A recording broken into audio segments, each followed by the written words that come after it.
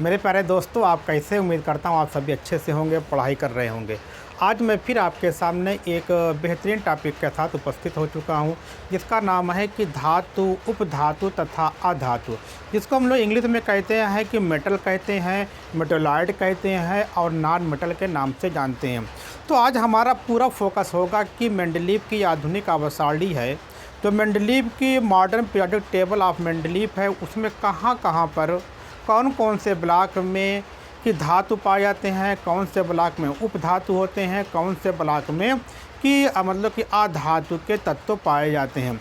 तो सबसे पहले हम बात करते हैं कि धातु किसे कहते हैं। तो आप लोग शुरू से एक डेफिनेशन पढ़ते चले आ रहे हैं कि धातु उसे कहते हैं कि जो अपनी बाहरी कक्षा से इलेक्ट्रॉनों को निकालने की क्षमता रखते हैं, उसको हम लोग धातु कहते हैं। और जो अधातु वो होते हैं जो इलेक्ट्रॉन को ग्रहण करने की क्षमता रखते हैं, उसको अधातु कहते हैं या नॉन मेटल के नाम से जानते हैं। जैसे फ्लोरीन है, क्लोरीन है, कार्बन है, ये सब क्या होते हैं? अधातु होते हैं। और जो फिर आपका धातु में कौन होता है? धातु में आपका कि जो आपका यस ग्रुप के, जो यस ब्लॉक के सभी होते हैं, अर्थात कि पहले ग्रुप के एलिमेंट और दूसरे ग्रुप के एलिमेंट जो होते हैं वो धातु होते हैं। जैसे आपका हाइड्रोजन को छोड़ दिया जाए तो लिथियम है, सोडियम है, पोटेशियम है, रुबिडियम है, सीजियम है, फ्रांसियम है, ये सब क्या होते हैं? ये धातु होते हैं। फिर जब सेकंड ग्रुप में आते हैं यस ब्लॉक के, जैसे है उसमें आपका कि हम आपको इधर दिखाई पड़ रहा होगा आपका कि बेरिलियम है, आपका बेरिलियम है, मैग्नीशियम है, कैल्शियम है, स्ट्रांसियम है, बेरियम है और रेडियम है, ये सभी क्या होते हैं? धातु होते हैं। तो हमने ये बताया था कि धातु वो होते हैं जो अपनी बाहरी कक्षा से इलेक्ट्रॉन को निकालने की क्षमता रखते हैं, उसको हम लोग मेटल के नाम से जानते हैं। और हमने ये भी पढ़ा कि धातु उसे कहते हैं जिनमें धारा का प्रवाह हो जाए, उसको हम लोग धातु कहते हैं। अब बात आती है कि अधातु, फिर से बात मैं कर रहा हूँ कि नॉन मेटल वो होते हैं जिसमें धारा का प्रवाह नहीं होता है, उसे अधातु कहते हैं। और फिर क्या होता है कि अब जैसे आपका कार्बन है, ऑक्सीजन है, नाइट्रोजन है, फ्लोरीन है, क्लोरीन है, ब्रोमीन है, आयोडीन है, एक्सेट्रा, ये सब क्या होते हैं? धातु कि मतलब कि अधातु होते हैं, नॉन मेटल होते हैं। अब बात आती है कि यहाँ पे हमने लिखा है उपधातु क्या होता है, जिसको हम लोग मेटलॉइड कहते हैं। क्या कहते हैं? इसकी इंग्लिश क्या होती है? मेटलॉइड। जो आपका मेटलॉइड होते हैं, मेटलॉइड क्या होते हैं कि जिनमें क्या होता है कि जो ना तो धातु होते हैं ना ही अधातु होते हैं। कहने का मतलब ना तो वो मेटल होते हैं ना ही वो नॉन मेटल होते हैं, उनमें दोनों के करैक्टर पाए जाते हैं। तो उस प्रकार के तत्वों को उपधातु कहते हैं। कहने का मतलब अब कैसे दोनों के करैक्टर पाएंगे? तो उसमें क्या होता है कि हम कुछ परिवर्तन करके उसकी संरचना में उनके स्ट्रक्चर में मॉडिफाइड करके, उनकी संरचना में परिवर्तन करके उसको हम धातु के रूप में परिवर्तित कर देते हैं। इसलिए क्या कहते हैं? उन तत्वों को हम उपधातु कहते हैं, अर्थात जिनमें कि धातु के भी गुण होते हैं और फिर क्या होता है? अधातु दोनों के गुण होते हैं, लेकिन उनकी संरचना में कुछ बदलाव करके, कुछ उसके स्ट्रक्चर में चेंजिंग करके हम उसको मेटल के रूप में भी प्रयोग कर सकते हैं। तो ऐसे तत्वों को उपधातु या फिर हम मेटलॉइड कहते हैं। जैसे तो इसमें क्या होते हैं कि अब यहाँ पे हमने क्या बनाया, ये आपका यस ब्लॉक है। यस ब्लॉक का ये कि प्रथम फर्स्ट ग्रुप के हैं, ये आपका क्या है? Second group. ये इनमें जितने भी तत्व हैं जो भी आपको ये दिखाई पड़ रहे हैं, अभी हमने इसके बारे में बात किया था, ये सभी क्या होते हैं? ये धातु होते हैं। ये आपको समझ, जिसको हम लोग क्या बोलते हैं? मेटल के नाम से जानते हैं। तो आप देखते चले आ रहे हैं, आप लिथियम लेते हैं, ये अपनी बाहरी कक्षा से क्या करते हैं? इलेक्ट्रॉन को निकाल देते हैं, अर्थात ये धातु होगा। सोडियम के बारे में भी क्या जानते हैं? ये क्या करता है कि सोडियम भी अपनी बाहरी कक्षा से इलेक्ट्रॉन को निकाल देते हैं। तो इलेक्ट्रॉन को निकालने वाले को क्या कहा जाता है? उसको हम लोग धातु के नाम से जानते हैं। लेकिन आपका को ये आपका यस ब्लॉक है।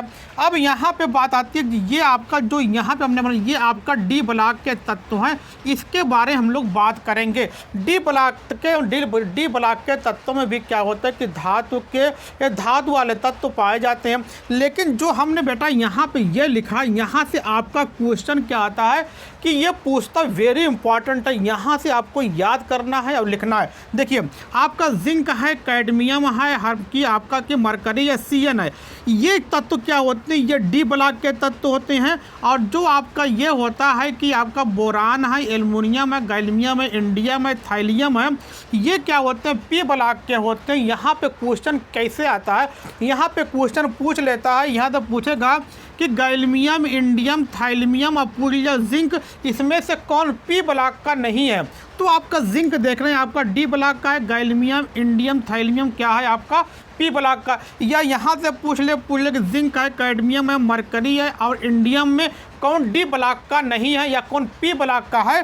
तो ये आपको बहुत इंपॉर्टेंट तरीके से समझना है कि आपका जिंक, कैडमियम, मरकरी और सीएन क्या होते हैं। ये आपके डी ब्लॉक के तत्व होते हैं। बोरान, एल्युमिनियम, गैलियम, इंडियम, थाइलियम क्या होते हैं, ये आपके पी ब्लॉक है। तो पी ब्लॉक में यहाँ पे हो गया, ये आप जानते हैं कि ये आपका 13वां वर्ग तत्व है, ये 14वां है, ये 15वां है, ये आपका 16 है, ये 17 है, ये 18 है। आप जानते हैं 18वें वर्ग को हम लोग क्या कहते हैं, निष्क्रिय तत्व कहते हैं। आपका हीलियम, नियान, आर्गन, क्रिप्टन, जेनान, रेडियम। तो आपका पी ब्लॉक का जो पी ब्लॉक के तत्व होते हैं, पी ब्लॉक एक ऐसा ब्लॉक है जहाँ पे कि मेटल, मेटोलाइट तथा नॉन मेटल तीनों कैरेक्टर के एलिमेंट्स पाए जाते हैं। अर्थात कि पी ब्लॉक एक ऐसा ब्लॉक है जहाँ पे धातु, उपधातु तथा अधातु तीनों प्रकार के तत्व मिलते हैं। जैसे हम बात करते हैं कि यहाँ पे हमने क्या ले लिया कि हमने ये आपका कि बोरान लिया, बोरान के बाद फिर आपका कि सिलिकॉन हो गया, सिलिकॉन के बाद आपका जर्मेनियम है, जर्मेनियम के बाद फिर क्या आर्सेनिक हो गया, आर्सेनिक के बाद फिर क्या होता है कि आर्सेनिक के बाद आपका एंटीमनी है और ट्यूलियम है। ये आपके क्या, तो अर्थात कि boron, silicon, germanium, arsenic, antimony, thulium ये क्या होते हैं 1 2 3 4 5 6। तो 6 तत्व ऐसे होते हैं जो उपधातु होते हैं। हमने यहाँ पर बनाया है कि बोरान है, सिलिकॉन है, जर्मेनियम है, आर्सेनिक है, एंटीमनी है, ट्यूलियम है। ये सभी तत्व क्या होते हैं, उपधातु होते हैं। इनका क्रमांक क्या, बोरान का 5 है, सिलिकॉन का 14 है, जर्मेनियम का 32 है, आर्सेनिक का 33 है, एंटीमनी का 52 है, टेलुरियम का कितना एंटीमनी का 51 है, टेलुरियम का कितना 52। ये तत्व क्या होते हैं, ये तत्व सभी उपधातु होते हैं। अब बात आती है इसके ऊपर जितने भी तत्व हैं, कहने का मतलब कि boron, silicon, germanium, arsenic, antimony और टेलुरियम, इसके ऊपर जितने भी तत्व आते हैं सभी क्या होते हैं, ये आपका कि अधातु के तत्व हैं। क्या हैं, अधातु के तत्व हैं। अर्थात carbon, nitrogen, oxygen, fluorine, phosphorus, sulphur, selenium है, क्लोरीन, ब्रोमीन, आयोडीन है। ये क्या है, फिर आपका क्या है कि आपका कि यहाँ पे ये मतलब ये स्टेटाइन, ये आपका रेडियो एक्टिव एलिमेंट है, ये भी रेडियो एक्टिव एलिमेंट, हमको इसके बारे में तो नहीं जानना है। तो ये सब क्या होते हैं, ये सब क्या होते हैं, सभी आपके अधातु होते हैं। लेकिन जो हीलियम, नियान, आर्गन, क्रिप्टन, जेनान, रेडियम ये क्या होते हैं, निष्क्रिय तत्व होते हैं क्योंकि इनका ऑक्टेट पूरा होता है।